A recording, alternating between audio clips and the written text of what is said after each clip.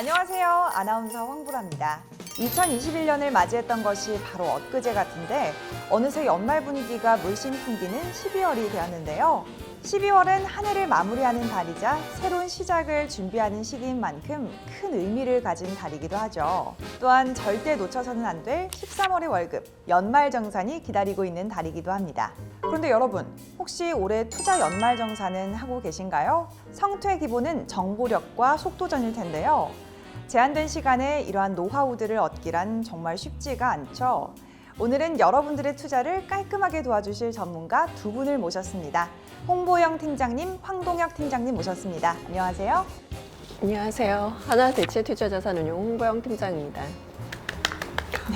안녕하세요. 하나대체투자자산운용 황동혁 팀장입니다. 반갑습니다. 네, 든든한 두 분과 함께 올해 투자 시장을 리뷰하고 내년을 전망하는 시간 가져보도록 할 텐데요. 다가오는 2022년 검은 호랑이의 해. 투자 기운이 쑥쑥 솟아날 많은 이야기들 나눠볼 예정이니까요. 끝까지 함께해 주시기 바랍니다. 네, 시장에 앞서서 물가 상승률을 빼놓고 이야기할 수는 없겠죠. 최근 한은에서는 내년에도 2%의 물가 상승률이 이어질 것이다 라고 전망한 바 있는데요. 이러한 상황이 비단 한국만의 문제는 아니죠. 공급 병목 현상 등으로 11월 각국 물가 상승률은 전염병 사태 이전보다 3배 가까이 상승하는 등 각국 중앙은행들이 금리 인상 시기를 조금 더 앞당길 가능성이 높아졌습니다. 미국 같은 경우에는 11월 소비자 물가 지수가 전년 대비 6.8% 상승하는 등 일시적으로 예상되었던 물가 상승이 올해 5월부터 지속적으로 5%를 상회하는 등 물가 상승이 장기화될 것이 크게 우려되고 있는 상황입니다. 네, 미국도 상황은 마찬가지군요. 그렇다면 물가 상승에 따라서 변화되는 모습은 어떤 것들이 있을까요?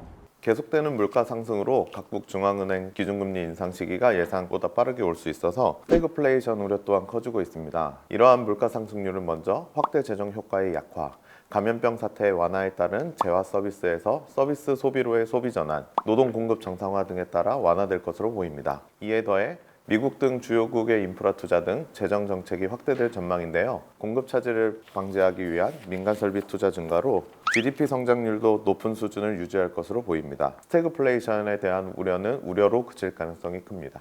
네, 미국 시장을 먼저 살펴보겠습니다. 항체 형성률이 70% 이상을 돌파한 상황인데요. 경제 측면에서는 어떤 변화가 이루어지고 있나요?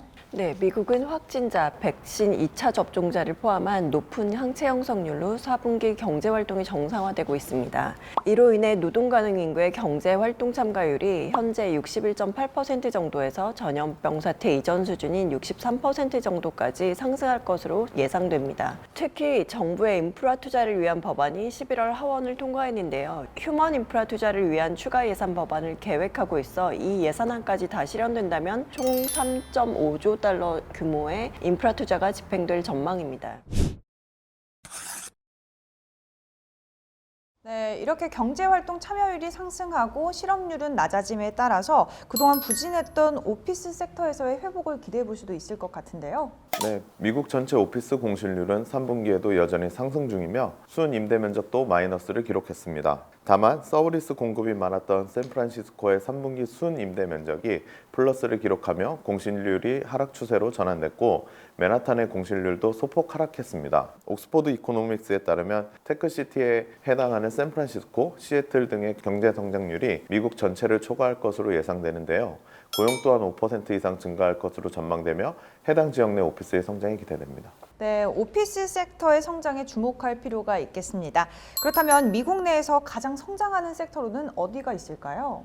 네, 풍부한 유동성, 낮은 금리의 영향을 가장 크게 받은 섹터가 주택 시장이라고 볼 수 있는데요. 내년 페드의 기준금리 인상이 예상되고 또 그에 따른 모기지 금리도 상승될 것으로 예상이 됨에 따라서 이런 주택 시장의 과열 양상은 조금 완화될 것으로 예상이 됩니다. 멀티패밀리 섹터도 주택 시장의 영향을 받아 3분기 사상 최대 거래 금액을 기록했고요. 캡레이트도 2020년 이후 가파르게 하락했으나 2022년부터는 지연되었던 공사가 재개되고 공급 물량이 늘어나면서 금리 상승이 됨에 따라서 과열 양상은 완화될 것으로 예상이 됩니다.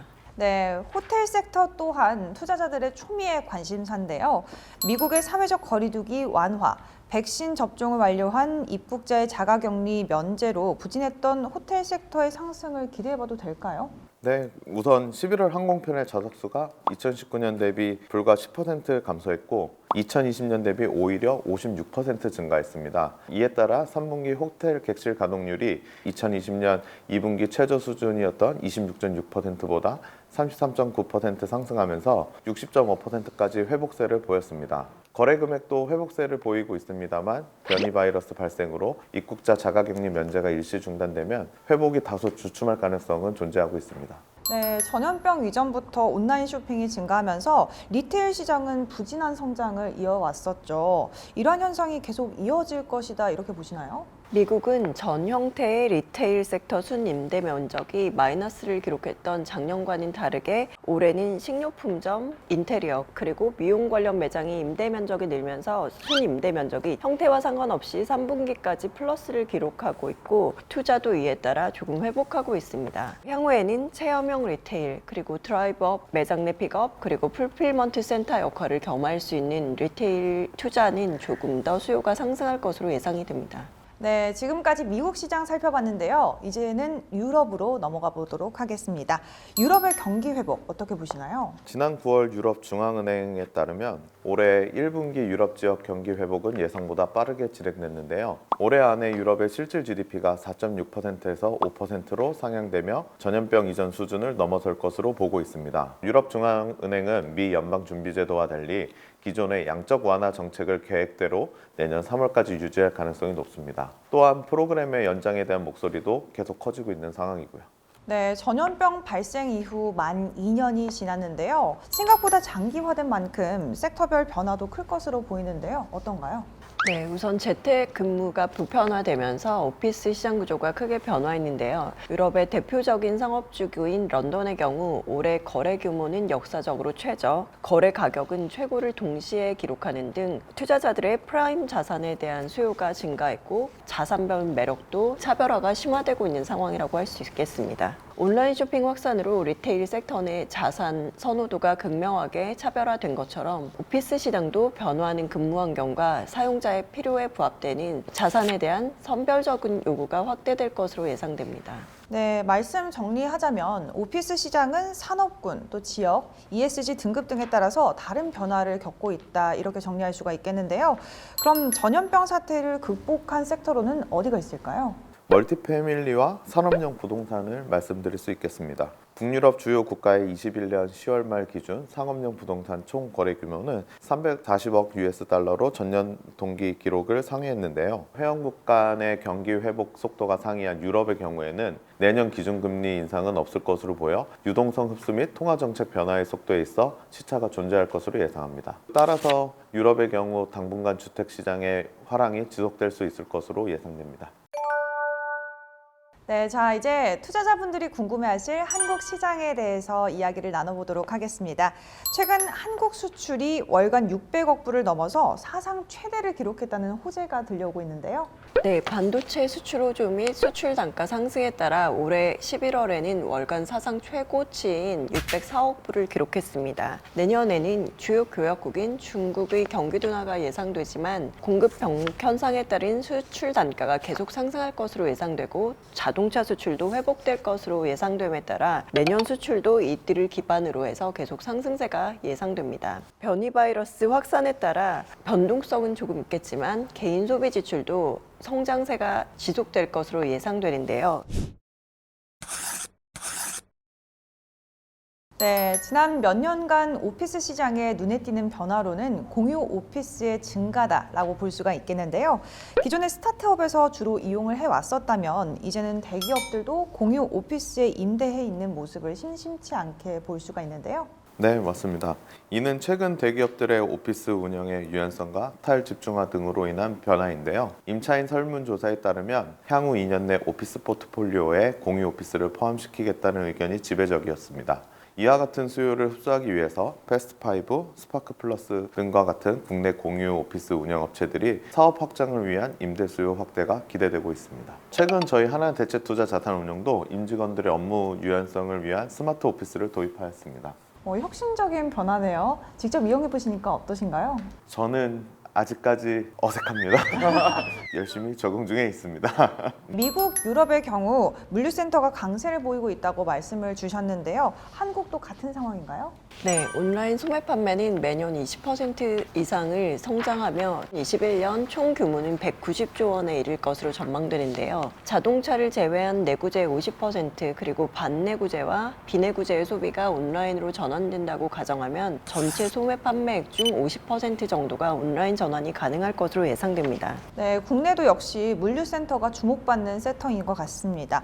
어떤 관점에서 접근하는 것이 좋을까요? 물류센터 공급도 경기, 서부권 지역으로 대규모로 예정되어 있는 만큼 선별적인 투자 접근이 필요할 것으로 예상됩니다. 또한 도심 주변의 물류센터 운영은 다각화가 지속될 것으로 보이는데요. 주유소나 상업시설의 일부를 창고 면적으로 활용하거나 오프라인 매장 내 공간 활용이 가능할 것으로 예상됩니다. 네, 전염병 사태로 가장 힘들었던 섹터였죠. 여러 국가들이 회복세를 보이고 있는 리테일, 또 호텔 섹터의 경우 국내도 마찬가지로 회복세인가요? 백신 완료자 증가 및 단계적 일상 회복 시행으로 10월, 11월 구글 이동성 지수가 리테일 및 레크레이션, 교통수단 이용 이동 항목에서 전염병 사태 기준 시점보다 상승했는데요. 11월에 각각 5.1%, 19.5%를 기록하였습니다. 다만 최근 확진자 증가와 변이 바이러스 등의 출현으로 소비를 중심으로 한 리테일 소비 활동이 일시적으로 위축될 가능성은 존재하고 있습니다. 리테일의 호텔 시장의 완전한 회복까지는 다소 시간이 소요될 것으로 예상되어 선별적 접근이 필요할 것으로 보여집니다.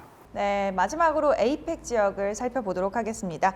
에이펙 지역에서 주목할 만한 섹터는 어떤 것들이 있을까요? 에이펙도 마찬가지로 산업용 부동산이라고 말씀드릴 수 있겠습니다. 전염병의 영향으로 프라임급 물류센터에 대한 투자 수요가 크게 집중되며 거래 규모가 연일 최고치를 경신하고 있는데요. 이미 올해 11월에 작년 전체 거래 금액을 11.9% 상회했습니다. 오래된 물류센터의 비중이 높은 일본과 홍콩의 경우 노후화된 자산에 대한 밸류에드 투자기에도 살펴볼 만합니다. 네, 산업용 부동산이 대세긴 대세인가 봅니다.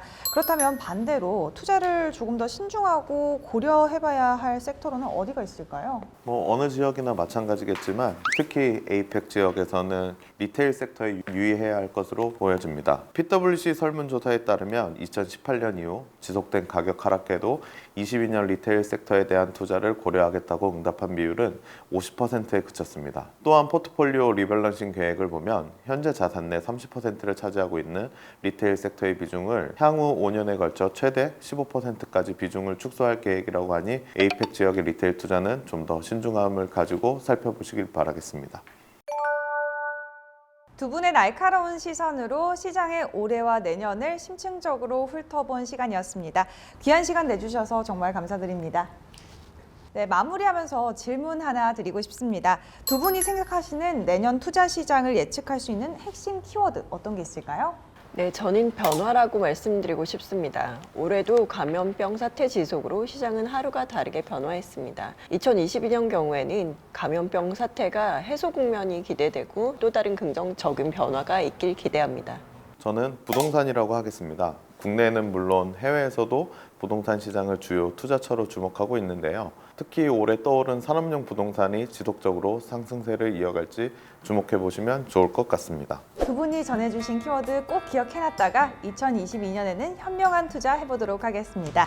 올 한 해 하나대체투자 자산운용 유튜브와 함께해주신 모든 분들께 감사드리며 내년에도 투자자분들을 위한 콘텐츠로 함께하겠습니다. 이 감사한 마음을 담아 구독자 여러분들을 위한 이벤트도 진행이 되는데요. 자세한 내용은 아래를 참고해 주시기 바랍니다. 즐겁게 성투하고 싶다면 하나TV 대체투자 자산운용 유튜브 채널 구독, 좋아요. 알림 설정. 잊지 마세요. 그럼 새해 복 많이 받으시기 바랍니다. 안녕!